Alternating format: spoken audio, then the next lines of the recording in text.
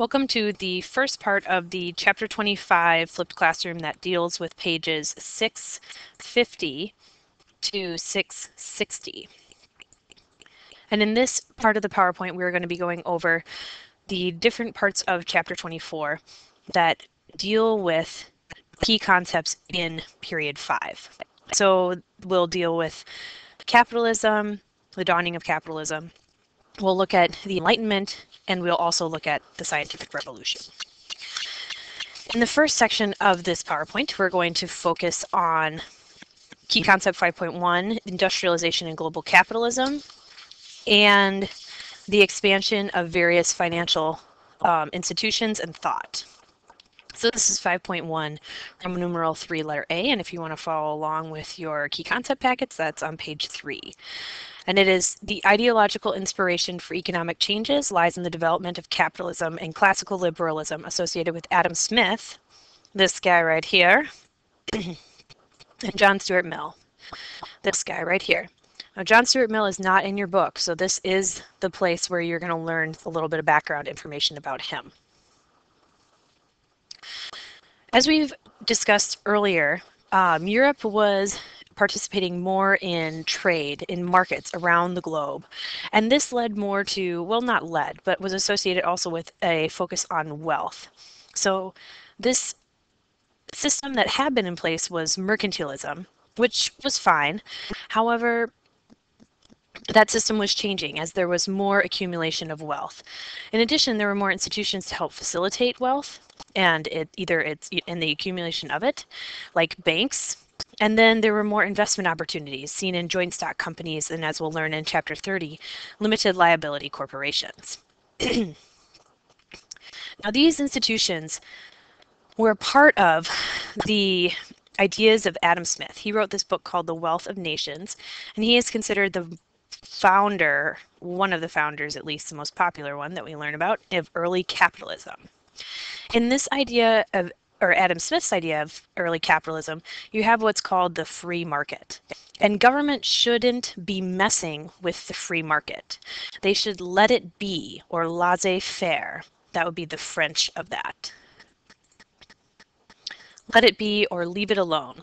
And the reason for this is that if you look at a supply-demand chart where you have price on one side and quantity on the other, you have your supply and demand curves. And so as price goes down, demand goes up. As price goes up, supply goes up.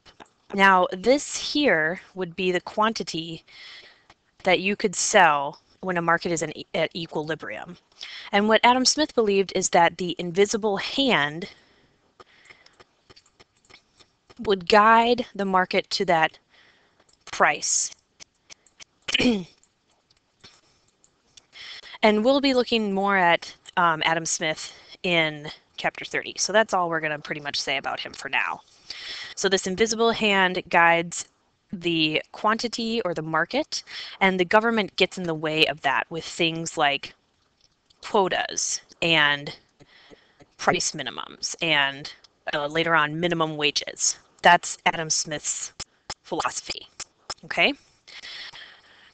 Now, to facilitate the accumulation of wealth and to the creation of these vast quantities of goods, you might use joint stock companies and banks, etc. So moving into our second guy, John Stuart Mill. These philosophies are going on at the same time, and Adam Smith in many ways was influenced by John Stuart Mill. But he is considered one of the fathers of classical liberalism and is incredibly important in the foundation of that thought. He believed in an earlier philosophy called utilitarianism, which is the idea that you need to maximize the individual's benefit and minimize individual suffering. And I'll give you a really quirky way to look at this in just a second. John Stuart Mill wanted to maximize an individual's freedom. And by freedom, well, he thought that freedom meant the ability to personally improve your quality of life, whether that be through education, whether it be through increasing your financial status or class, or whether it be through general like happiness or gaining of property. And the idea was that you got to do that up to the point where it negatively impacted others. And to minimize this impact, basically to maximize individual benefit and minimize individual suffering, the government would step in. So that's the role of the government in this idea. So let's say you have this person here. Wow, they've got super long legs. And they've got their freedom bubble, right? And in this bubble, they are allowed to do things to make money, or they are doing things to improve themselves, like making money or being educated. Now, they are allowed to do that individually, and that bubble could expand further and further and further and further. But the thing about society is that we don't just live by ourselves, right? We've got a society around us, haha, and you have other individuals. So our freedom exists in this idea. This is very rudimentary up until this person's bubble, right?